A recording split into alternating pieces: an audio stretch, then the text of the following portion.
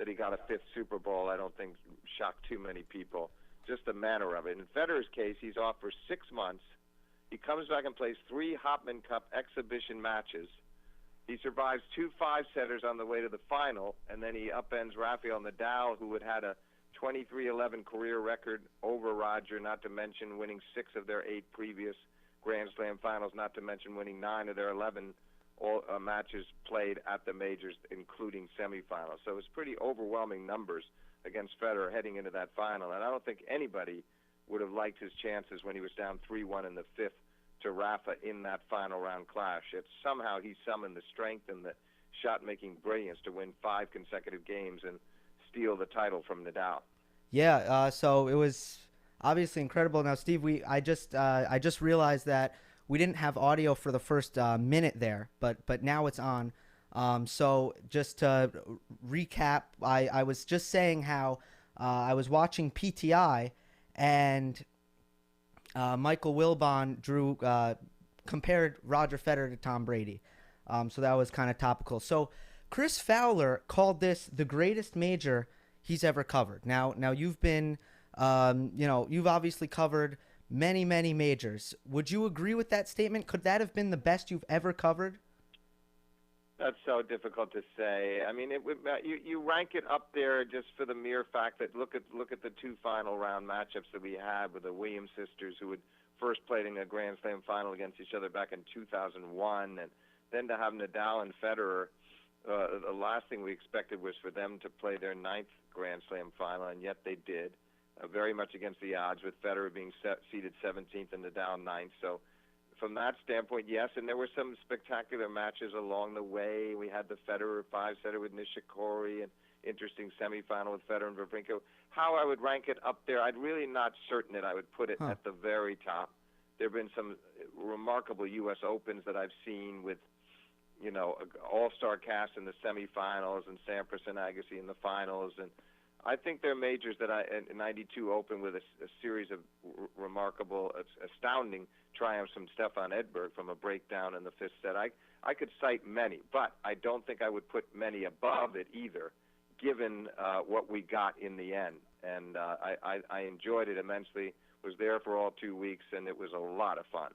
What was so amazing to me is when I looked back at it, I thought, wow, you know what? I've been a Roger Federer believer this whole time. I was someone who, usually when people said, okay, he's done, he's never going to win a major, I was the first one to say, no, I don't believe that to be the case. Now, even I lost hope eventually, especially after the U.S. Open when he lost to Cilic in that semifinal in straight sets, where all he would have had to do was beat Cilic and Nishikori, and he would have captured that U.S. Open crown. But this Australian Open, 2014, that was a golden opportunity lost, and right. I think that one of the problems was that he went on the court with Djokovic having already lost to Nishikori. I think it would have been much better for him to play, to not know that result, to have played the first match on that semifinal day. Yeah. And just worried about that, because I'm sure he was well aware of the circumstances and hoping that he could play, come back strong from a 5-setter against Monfils, but he wasn't able to do it. You're right. There were so many near misses, and you look at those 2 finals in a row, 14 and 15 against Djokovic at Wimbledon. You cited the latter earlier, and then you had the 2015 Open. So there were 3 major finals in those 2 years, all of them that he lost to Djokovic.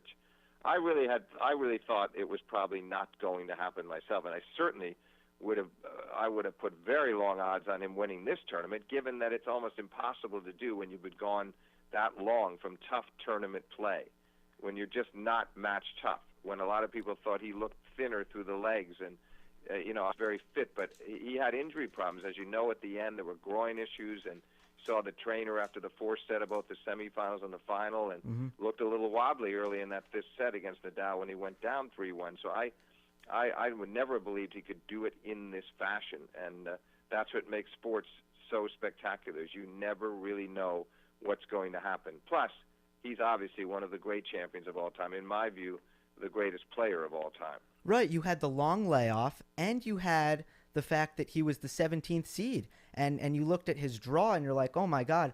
The thing that we were really concerned about, Federer. I would interject that, interestingly enough, Gillen, the last number 17 seed to come through at a major was Pete Sampras in 2002. Now, it was different. Sampras had lost to the lucky loser George Bassel at Wimbledon in a shocking second-round upset, and Okay. had played poorly over the summer, and nobody liked his chances coming into the Open, and he ended up winning it over Andre Agassi in the finals. It proved to be the last match he ever played. So that's an interesting parallel there, that he, too, was a number 17 seed.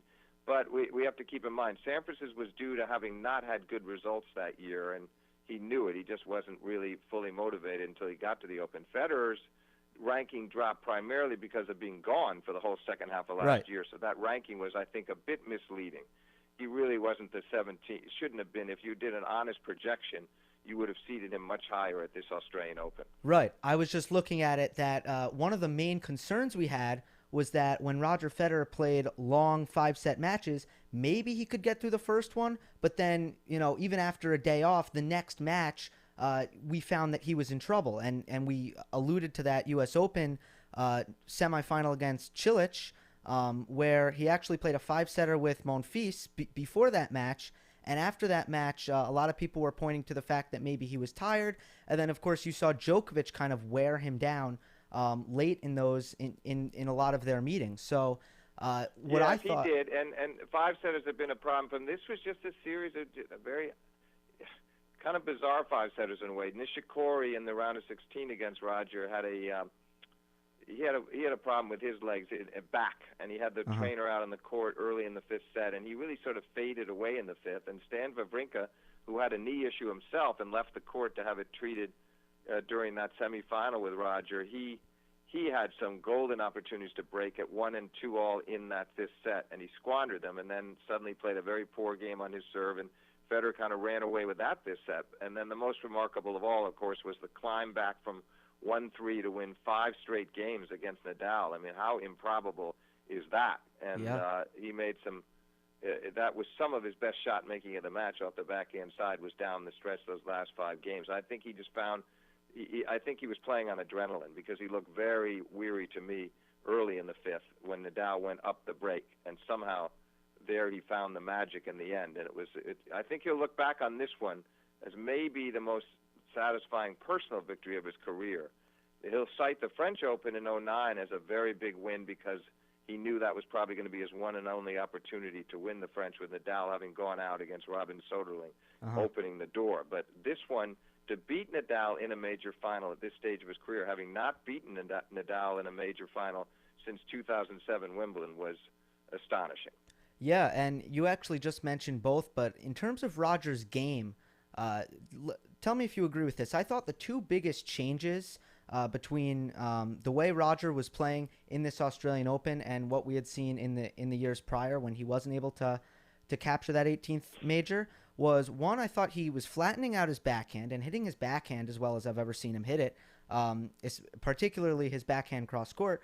And then the other one was the legs. He was actually the 4th player in history. The other one was what? Sorry, I didn't hear your second one. Oh, the other one would just be his legs. I believe he was like the 4th, only the 4th player in probably Open era history to not only beat 4 top 10 seeds, but win the title while playing 3 5-setters. Yeah, I know that. That's something that he'll be very proud of. I agree that technically the backhand was probably better than ever. I will add, though, that Nadal made what I think for him was a catastrophic tactical error, in that he tried to just basically slug it out with him, his cross-court forehand against Roger's backhand, forgetting that the biggest problem he has always presented to Roger is with the high, heavy topspin.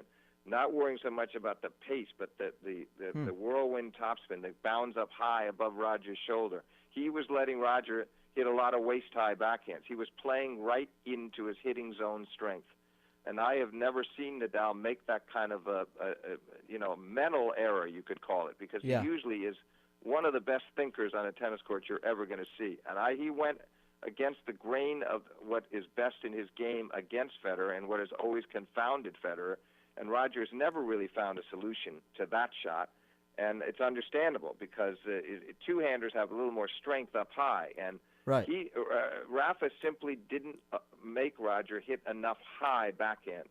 And therefore, I think in the end, that's what cost him the match. Only in the second set of that final did he go with the heavy topspin, and he did manage to break Federer's backhand down in that set. But otherwise, he was playing too many relatively flat forehands cross court, and Roger just loved that pattern of play.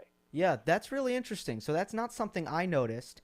Do you think that Rafa almost over-adjusted? Because I think last year, if you looked at the numbers, the average RPM on his forehand, and now we're getting real technical, was actually, if you looked at his career, I believe among one of the highest, right? And Rafa always is known for that heavy topspin forehand, but I didn't think he was being he wasn't playing aggressive tennis with his forehand very well last year, and I thought that in this year's Australian Open that actually looked better. But are you saying that maybe Nadal over-adjusted and he started to try to penetrate through the court? I think so. I don't think it did look better, but I disagree with you on that respectfully because he missed more forehands. The reliability of that forehand, he's always been able to measure it so beautifully, right, whether he's flattening it out or going with a heavy top, and he can go for 27 minutes without missing one. And he missed a lot starting with the Monfils match in this tournament, and I found it was just a little bit off, which I would have thought would have been all the more reason to go with the heavy topspin, which would have been safer than the relatively flat one. I was disappointed in the quality of his forehand. You have to remember, though, Nadal was actually. It's one thing to come back from 5 hours and 14 minutes and 5 sets against Verdasco in 2009 and then beat Federer in the 5-set final. But now he's doing it at the age of 30, and I really felt he was just maybe a quarter to a third of a step slow. Not really slow, but not up to his normal standards of court coverage, and Roger exploited that to the hilt. And I think it balanced things out because Federer had come off a 5-setter, but he had 2 days off. Nadal had only 1 day off. Yep. And it's still to Federer's credit that he could be as fresh as he was down the stretch, but I don't think Nadal was. And I don't think he wanted to talk about it much in the press conference, but you could see it was weighing on his mind, and he was disappointed that physically he didn't have just a little bit more to offer that day. Would you say he's the favorite, the early odds-on favorite to win the French? Not necessarily, no. I mean, it's funny. A lot of people thought, okay, back in the finals, that's a step. Good for him. I think it's a devastating defeat for him. Wow. Not that he doesn't have the utmost respect for Roger Federer, but he expects to beat him in these big finals, and the record shows that he can do that. And seemingly it was the ideal opponent for him. Didn't have to play Djokovic in the semis as he would have. It wasn't a tough season number one player in the world in Andy Murray, who might have been pretty tough for him had he gotten through.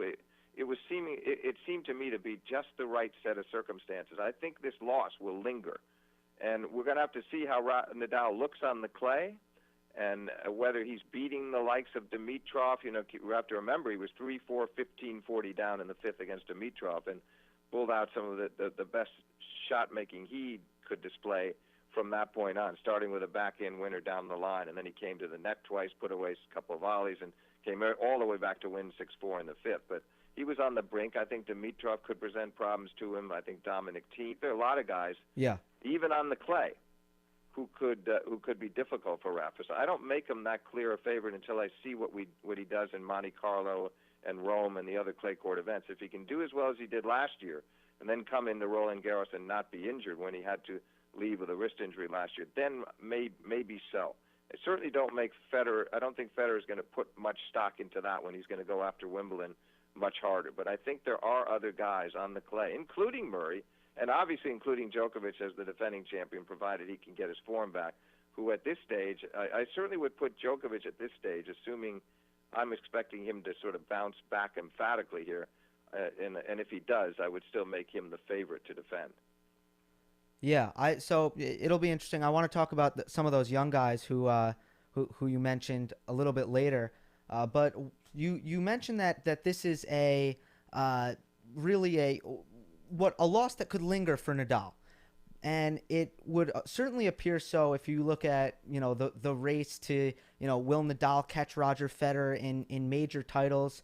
What do you think this match meant for Federer and Nadal's legacy and the race that they sort of have to possibly be considered the greatest player of all time?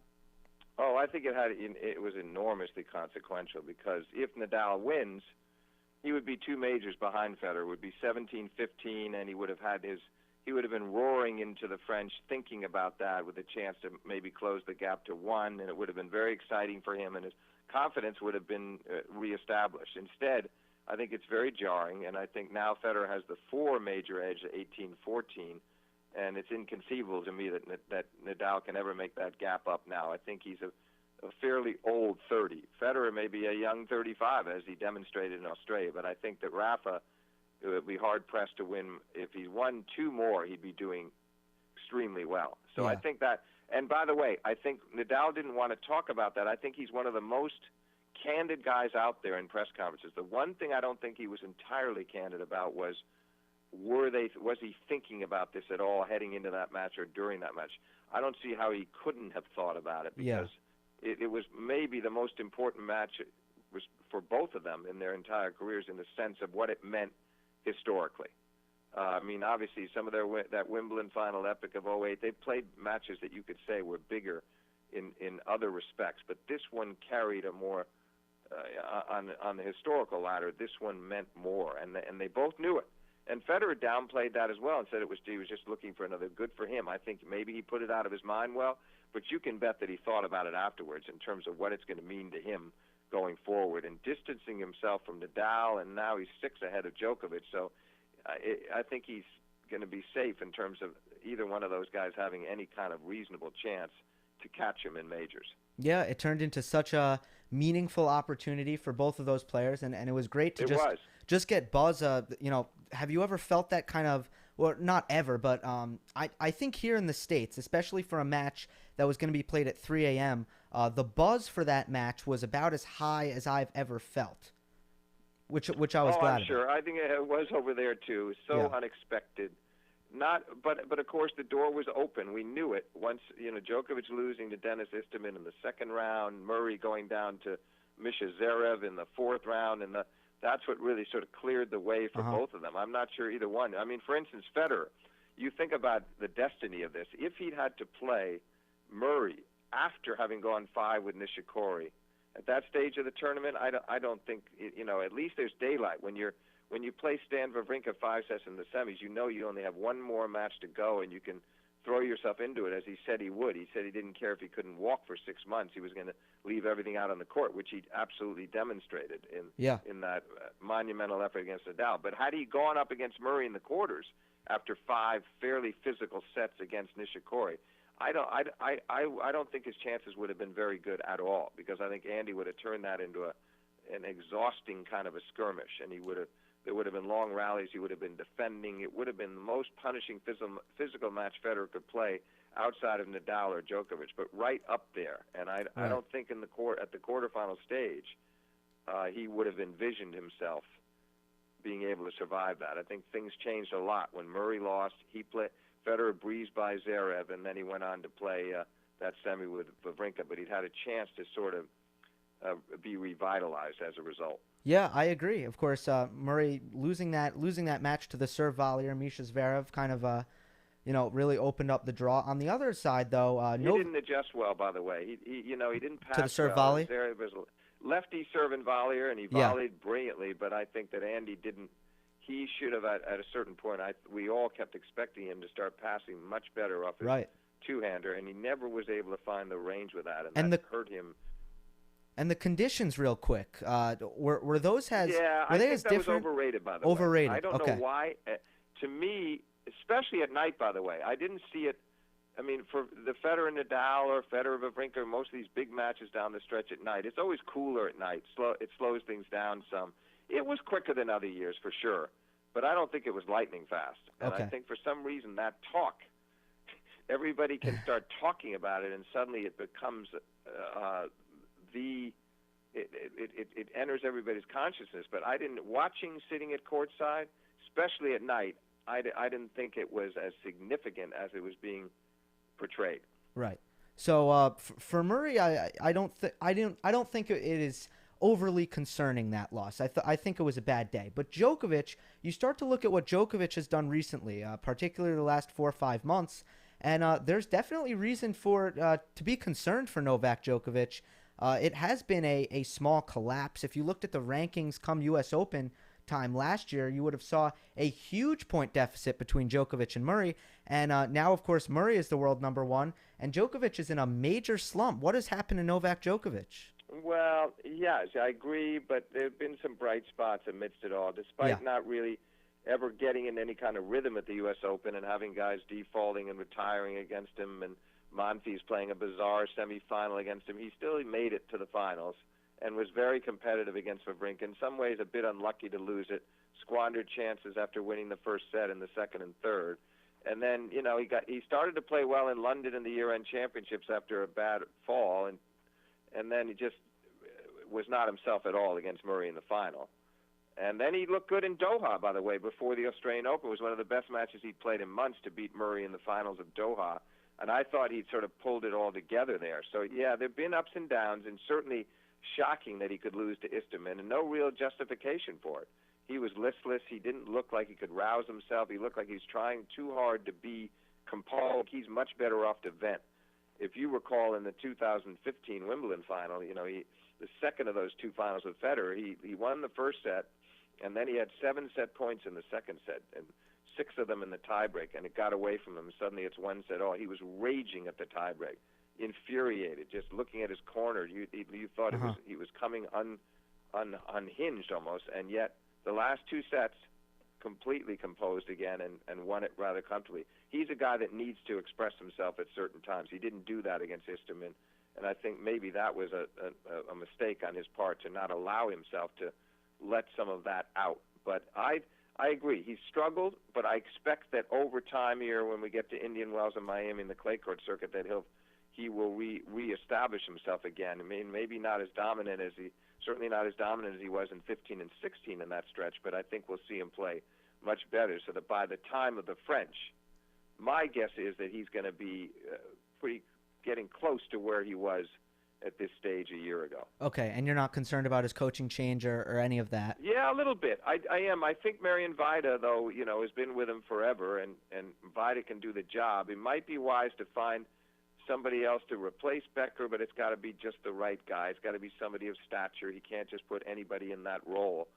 But I think there may be things going on in his private life. You hear a lot of talk there, and that could be also weighing on his mind. But I just think he knows this is a crucial stage of his career, and I think he's going to recover his winning ways. That's my guess, at least. Yeah, it'll be interesting. I mean, he certainly should, but we'll see what happens. I want to kind of move out of the big four now and talk a little about the larger landscape of tennis. I think that you would agree with me that 2016 was a bit disappointing for maybe not so much Raonic, who had a good resurgence at the end of the year, and of course Wawrinka captured the U.S. Open title. But we were worried that Djokovic was going to have very little competition with if the young guys like a Dimitrov who's kind of struggled. If these guys didn't step up and really challenge Novak Djokovic, do you think that these guys are getting closer? Will Raonic? I mean, Raonic is still looking for his first major, and it's still very early.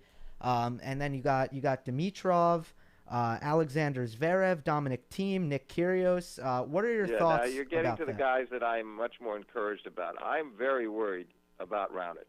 Okay. He had the same kind of a injury here that he had against Andy Murray when he lost in 5 sets a year ago, and he really didn't give a very good account of himself against Nadal in the quarters, and he lost in straight sets, a lot of chances in the second set, but it just was not.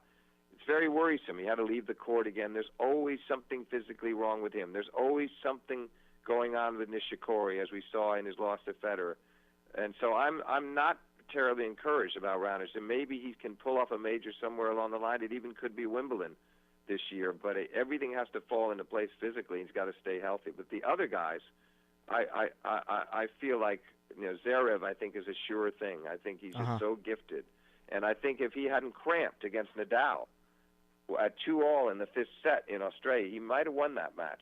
Once he cramped, I think Nadal knew he had him, and that's to Nadal's credit that he put him in that position where the German could be feeling it like that in his legs. But I think I'm very encouraged about him. Thiem tends to be hanging a little bit too far behind the baseline at times, and but he's such a great competitor, and I think he'll come round. He played too much last year, and he'll come round. And Dimitrov, I'm extremely encouraged about him.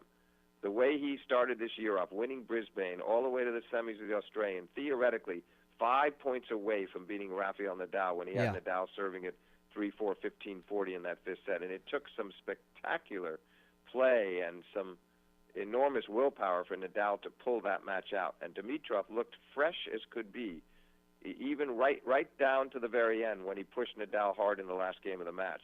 And that was very impressive to me. I think he may be on the cusp of it now, and ready to make his moves. So all of those guys, I'm feeling very good about. Raonic, I'm worried about. Yeah. The one guy you didn't respond to, the name I threw out there was Nick Kyrgios, and I believe. Yeah, he's an enigma, isn't he? I mean, right. We all know that he has the whole package.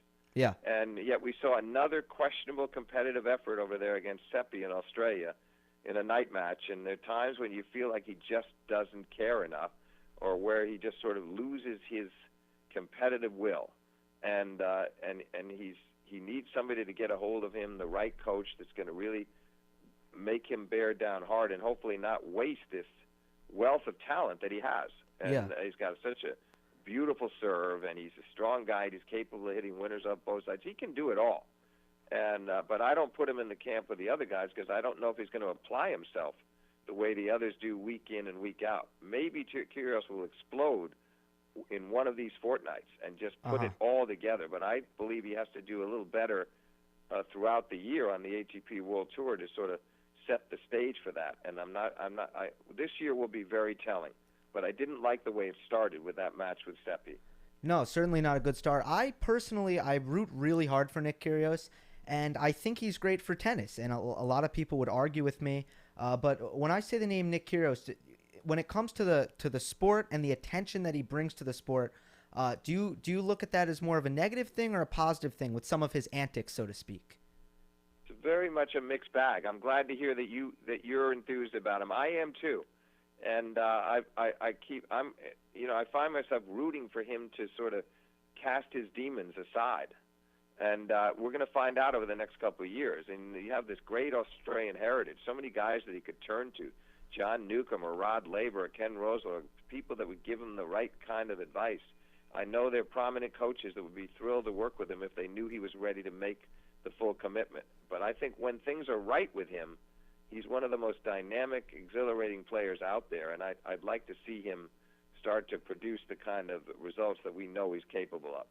Yeah, and then lastly, you got the Americans. You got Rubin, Francis Tiafoe, Taylor Fritz, this Riley Opelka.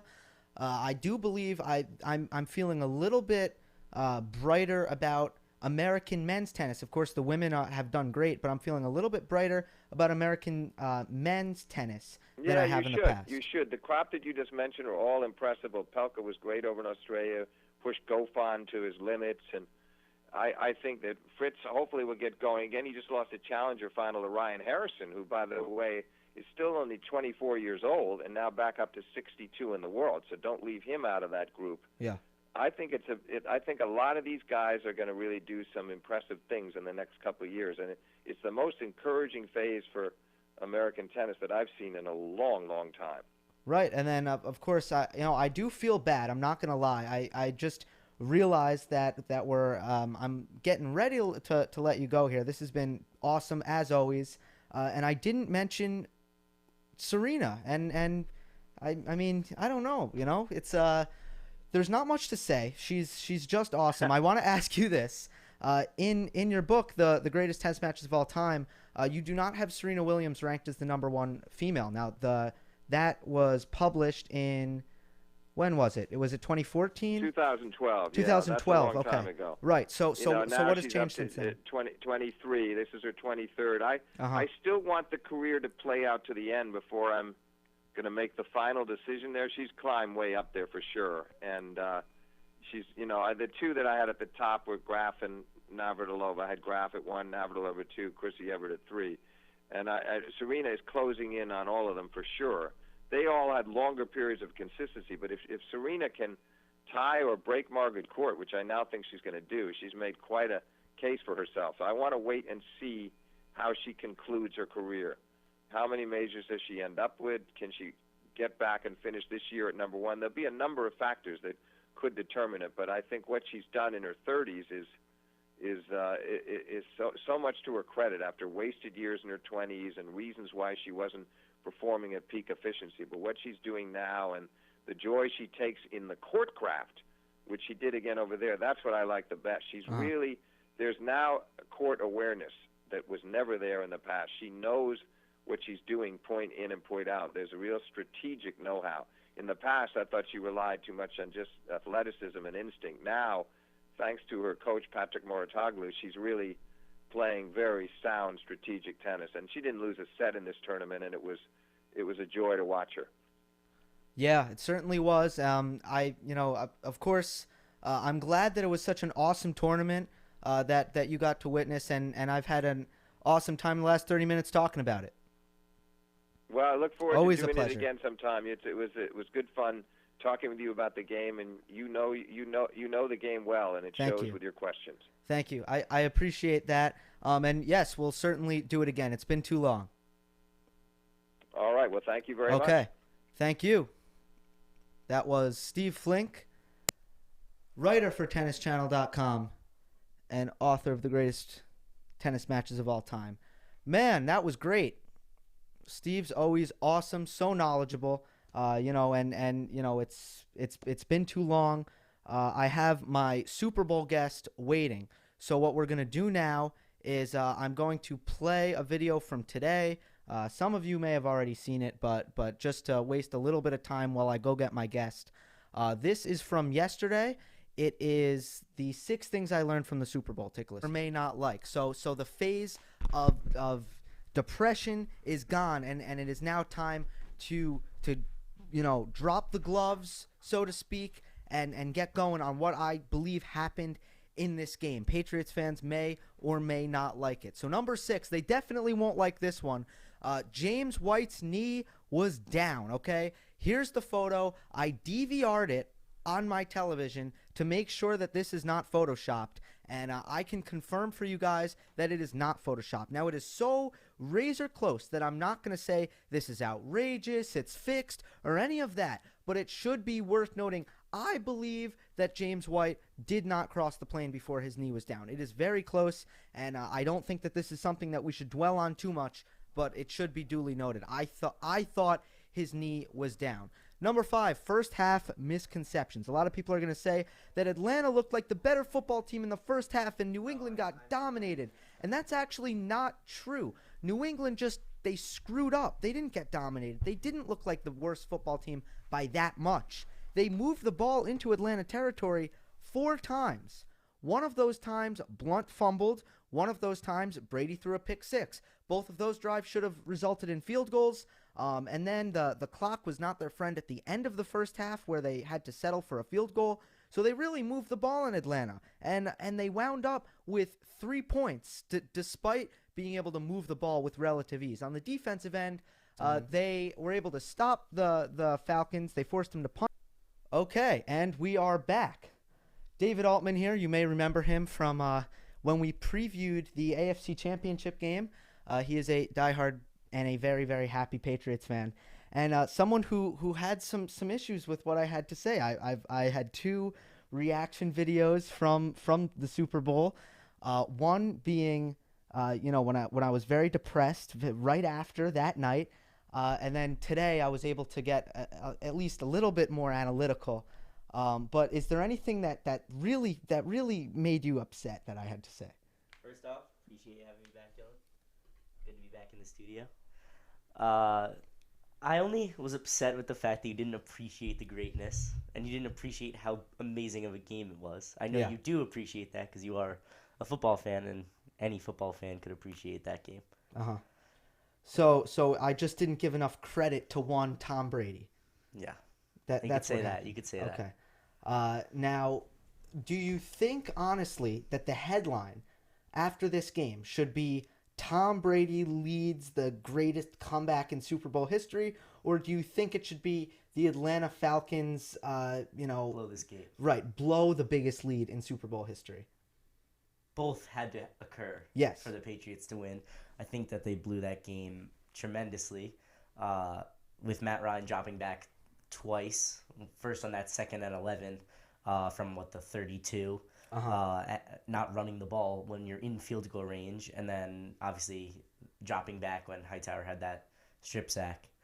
So a lot of things had to occur for the Patriots to win this game, but you got to give credit to the Patriots and the way they handled that comeback. Right. And is it fair to say that one of the reasons that Patriots fans can say like look, give us a break here is because a Bill Belichick would have never made the mistakes that Dan Quinn and Kyle Shanahan made late in that game. Definitely. Because I can go for that. Because I really do feel, first of all, I mean, the stupidity of passing the ball 3 times there, I believe should not be understated. But at the same time, you have a team in the Patriots that probably would not have made mistakes like that. Right? No. So I do see where you're coming from there. There's been a lot of talk today about James White's knee not being in. Yeah. There's time on the clock. We have downs. Yeah, exactly. That's why I don't think it's a big deal. What was it? It was first down. It was first down. Yeah.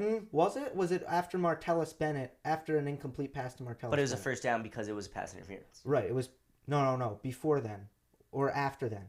What didn't they throw a fade to Martellus Bennett, which was broken up? Yes. Deion Jones batted the ball. Oh, no, Vic Beasley Jr. batted the ball, which was a terrible throw by Brady. But, Vic Beasley Jr. is not intercepting that pass. Okay. He's a pass rusher, leads the league in sacks. But, I think having, what was it, now 2 downs to score from the quarter-yard line. Brady's the best QB sneak in football. I think we're getting in the end zone there. I don't really care. I didn't even know he got in at first. When the confetti started falling, I questioned it. And said, I looked at my dad and said, why is the confetti falling? This play, it might not be over. So I was just happy that they said he got in. But regardless, I think they were getting in the end zone. Tremendous. But getting back to that point you said about you don't think Belichick would blow this game, I think that's just a testament to the veteran leadership of the Patriots, because you look at that Atlanta Falcons defense, that they were gassed. They were on the field for a ridiculous amount of time in that second half, but they were starting 5 first-year guys. They were starting 3 more second-year guys. Yeah. They're not used to the pressure. They're not, and we have however many veterans on the Patriots side of the ball. So it's just about leadership and having your guys be able to say, calm down, let's control this game, and not make dumb mistakes. And that's what the Patriots did. Were there any halftime adjustments that occurred that you were really able to see? And when it comes to the Patriots game plan, it's obviously a lot of people are going to look at the difference in just what went on the scoreboard between the first half and the second half. But do you think it was more execution, or did you see anything that was really like, oh wow, okay, we're playing different now? Yeah, so I think Josh McDaniels had a terrible game play calling. I think, especially in the first half. The second half, we just ran our normal offense, and it worked. But the second half defensively was what really changed the game. That offense is explosive from Atlanta. And Matt Patricia, and I'm sure Belichick had a huge hand in doing this, was changing the game plan, not focusing on the running backs, which we ended up doing after we got gashed on that first play of the game. We kind of panicked after Devontae Freeman had that 37-yard run on the first play of the game. And we started saying, let's take a step back and let's focus on the receivers, because that was what was happening. Taylor Gabriel had a huge catch, and a bunch of those receivers, Julio was making just ridiculous catches. And what we did was, I don't know if a non-Patriots fan would understand this, but normally we go and we put Malcolm Butler one-on-one against their second receiver, which is what we were doing. He was guarding one-on-one on Mohamed Sanu in that first quarter, in that second quarter too, actually. And what we decided to do was, instead of having Logan Ryan, who I believe is our best cornerback, but the Patriots say is our second best, on Julio with McCourty over the top, they ended up putting Eric Rowe, who we got as a sign from the Eagles this year, who's a much bigger cornerback, who can really match up with Julio physically. And we still had that safety over the top, but we put Duron Harmon over the top. So McCourty could come up and make those big tackles on those running backs. Right. McCourty made phenomenal tackles, gashing that front line of the Falcons, taking out Freeman behind the line of scrimmage twice. Yeah. So that Eric Rowe moving him over to guarding Julio, which most people would say, why are you putting a third string cornerback on Julio Jones? The Patriots don't care, and they do things that are unconventional, and it works. Okay, so that's interesting. That's some good X's and O's by you. I'm impressed. One thing also is obviously Blunt fumbled early. They got, first of all, how rare is it that Blunt fumbles? Right. That team is phenomenal at punching the ball out. Yeah. Deion Jones is a young, upcoming superstar, and that entire linebacking core is fast, and they can get to you. So they get 2 tacklers on each play every time, so they can rip the ball out. Yeah. And then you have when Brady throws that pick six. See, here's the thing. Here's my take on the game. First of all, I think that a lot of people who are saying Atlanta was like a dominant football team over the New England Patriots in that first half, I don't agree with that. I think the Patriots just they screwed up. With the fumble and the pick six. I thought that Atlanta played a little better in that half, but not 21-3 better, right? And basically in the second half, I just thought the script kind of flipped. But when Brady threw that pick six, to me, Atlanta should never have. Basically, it should never have been in Tom Brady's hands after that to win the game. Right. And that's how I feel about. That's just how I feel about the game. Now, when he throws that pick six, as a fan, have you? And I don't know how you usually are with these things. Were you like, okay, it's over? I don't think that you could be legitimately saying that it's not over. Yeah. I think that I said, you know what, this game is getting out of hand, and I think that there's a 99.6% chance that the Falcons win this game mathematically. So as any football fan, you're saying, all right, this game is essentially over, but you have number 12 on your side of the field, so it's never over. So as a Patriots fan, you have to have faith. I had random kids. I had a San Diego Chargers fan. I had a Pittsburgh Steelers fan texting me, you have Brady, you got to believe. Yeah. So everyone in the football world knows that if you have number 12 on your side, you got a chance. The Patriots are, and I don't even really want to go here, but I will. The Patriots are already favorites to win the Super Bowl next year. They just won the Super Bowl without Rob Gronkowski. How does that feel when you think about the fact that you were able to do this with, think about if the Falcons didn't have Julio Jones. Right? Would they have any chance? I've been saying that all week. Yeah. So that's something that I really admire. To be honest, I'm not a Brady guy. Okay, I know very well. I think that Brady gets too much credit. I think that the media, and of course Brady should get tons of credit for what he did in the fourth quarter and the overtime when the ball was in his hands.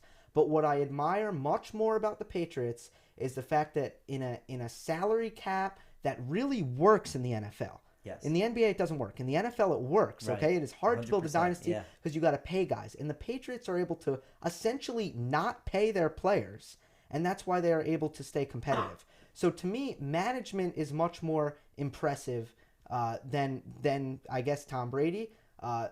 Who's more important? Tom Brady, right? So you got to make that distinction. Well, do you reject that or no? I completely agree. Okay, but what you're saying with the Patriots being the Super Bowl favorites of next year. Yes, we're getting Rob Gronkowski back. If you watch that Martellus Bennett interview after the game on NFL Network with Deion Sanders and LaDainian Tomlinson, we are not getting Martellus Bennett back. There's zero chance. Okay. I don't think the Patriots want him. I think that he was a fill-in this year. We're going to draft a tight end early. But I think that people are underestimating the fact that we have to pay a lot of guys. The reason we got rid of Jamie Collins is because of the amount of guys we have to pay. Dante Hightower, we're going to have to franchise tag him. He's too good not to franchise tag. Malcolm Butler, we got to pay. Devin McCourty, veteran, but we got to pay him. Logan Ryan's young. His contract's going to be up after this year. Going to have to pay him. We got a bunch of guys on the defensive end. Offensively, we got a bunch of small receivers that you can replace. Chris Hogan, he's good. Danny Amendola, he's good. But these guys are replaceable. Right. These defensive studs, you got to pay. Right. And The reason we got rid of Chandler Jones early, the reason we got rid of Jamie Collins is because you can't keep everybody in this day and age. And I think we're going to need to draft a bunch of pass rushers, but we've been doing a great job of that in the past couple of years. Trey Flowers. Yeah. Stud. I love him. But it still, it still all revolves around Tom Brady. Max Kellerman has been talking about a cliff for all year. How do you feel about Max Kellerman's cliff? I am hoping the cliff is coming. I don't know if I'm a cliff believer or not. I don't think I am. Right, but is it a cliff or is it a downward slope? Right, it's a cliff. And that's the question. We like to paint it as a cliff because we sensationalize these things, but I'm not sure it really is a cliff. First of all, I love First Take, so let me shout out First Take. I think Stephen A. is a genius. I personally hate Max Kellerman, but I agree with him on the fact that Tom Brady's going to fall off a cliff. He's 39 years old, and not everyone can last forever in this league, and he's going to take hits. We've done a good job of building that offensive line, but he can't last forever. An injury is imminent, and I think we have a good 2 years with him left, and I think we could win two more Super Bowls with him. I think you have a chance at winning anytime he's on the field, but this idea of him playing 3 to 5, there's no chance. Okay. His body will just break down. 2 years? Let me think. I'm trying to decide if I'm okay with 2 years. Brett Favre was doing it at that age. Maybe I'm all right with 2 years. What about the Jets? How are the Jets going to be? Let's talk about the Jets. Oh, the Jets. I think the Jets are good every year. I think that the Jets are extremely talented. The offensive side of the ball is great. They need new management. The offensive side of the ball has so much talent. Matt Forte is still unreal. Brandon Marshall is ridiculous. Eric Decker. They need a quarterback. Right, they got to find a quarterback. Get Tony Romo in there and we'll talk. I don't think Tony Romo wants to come to New York. No, he's not going to New York. He's going to Denver or Houston. Right, probably going to Denver. He's going to play quarterback. I don't think he should, personally. I think that he should probably go to TV. Yeah, probably. Okay. Probably. I want to see him make a comeback. I think he should do what he wants to do. But personally, well, as a TV kind of right, guy, as a TV, no, but I don't think it's that. I think it's just that these things don't end pretty. These things, they don't. These things don't end well. Yeah. And I just think you got to pull a Patriots management sometimes. Yeah. And maybe he could go into management. Maybe, you know what? But it's kind of silly. He goes to Denver and they could win the Super Bowl. Yeah. So well, these people saying Tom Brady should retire after this. It's the same thing. Like if you're in your prime. I don't know if he's in his prime, but you should continue to play until you can't do it anymore. Yeah. Did you catch any of that Steve Flink interview? I didn't. Yeah. I had a lot of work to do. But yeah. How was that? It was good. It was very good. I hope. Yeah. I mean, so what do you know about? Okay, U.S. Open final. Do you make sure to watch? I love watching the big games, but I like the big matches. But I like going to them more than I like watching them on TV because they're a little long. But I love tennis. It's great. Well, there's no clock in tennis. That's one of the best parts about it. Mm-hmm. Yeah. So let's see. He said that he's not concerned about Djokovic. Djokovic has had a minor collapse. He thinks that Djokovic will kind of find his groove again. Federer, he's thinking this is probably it. I think. I didn't actually ask him explicitly, is this it? But it was sounding like there were a lot of chips that fell, basically fell in the perfect place for Federer in this tournament, and that's why he was able to win, and it's probably unlikely that it happens again. I was rooting for Federer. You can't not root for Federer. As was I. With Nadal, Steve is not ready to say that he is the favorite in the French yet. Okay. He's kind of... It was interesting with Nadal. It's definitely going to be this loss could linger, right? And I agree. And Steve said that, and I agree with that. How will Nadal mentally recover from this? And in terms of legacy, so now Federer has 18 and Rafa has 14. Okay. Right? I didn't even know he was up that high. Yeah. So Rafa has 14. If Nadal won that Australian Open, Rafa would have had 15. Obviously, Federer would have had 17. Right. We would have been going into the French Open thinking Rafa has a really good chance of coming within 1. And now it's 4. Yeah. So that's huge. Yeah. So I feel like it's not like that in tennis, though. I feel like they're not chasing majors. I think it's more of in the moment. Like, who's on top? Yeah. You know? Like, I think Djokovic has been on top as of late, and I think Federer's kind of fallen off. But there's always a new guy coming up, you know? And you always want to see the guy who's in first. Tennis is less about legacy, I think, and more about how long can you stay on the top, you know? Yeah. I agree. I think that the number of majors is something held at a pretty high standard. Yeah, well, yeah, I don't think it's baseball. Baseball takes it to kind of another level with like how many home runs you've hit and stuff. But I do think that majors are the one thing that I think tennis players they count them for that's sure. Why I love basketball.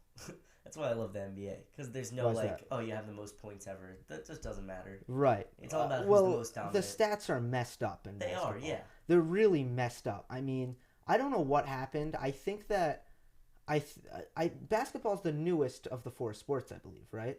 It's just the newest. Not sure about that. I'm pretty sure it was just invented later, and I think that it took a long time for people to actually, I think that we were keeping,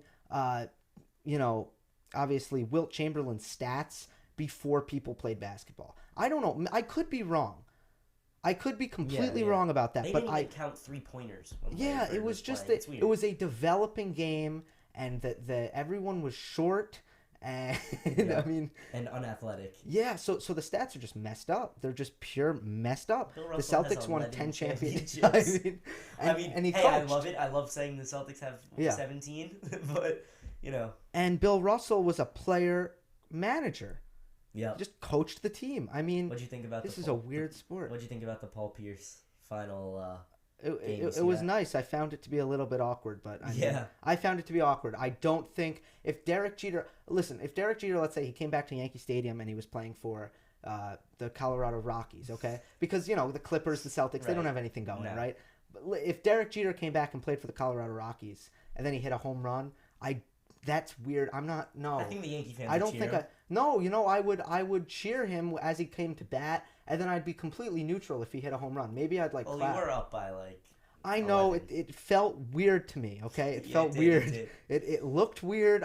To be honest, I'm glad you asked me about that. That felt very odd for me. So I don't know. I love the KG. There's a video of KG out there watching the TV of the game, and he's saying, "Oh, really? That's my guy." Wow, that's cool. It's an awesome moment. I'm not a KG guy. You can't be if you're not a Celtics guy. No. Anyway, this has been a great show. We did what I said I'd do. I'm gonna cut up the first 30 minutes with Steve for anyone who missed the beginning of that, and I'll cut up our Super Bowl talk. I think that I think we squashed the beef. Did we squash the beef? I think we did. I think we did as well. Anyway, thank you guys for watching. I will see you next Monday. Hope you enjoyed, and I will see you next time.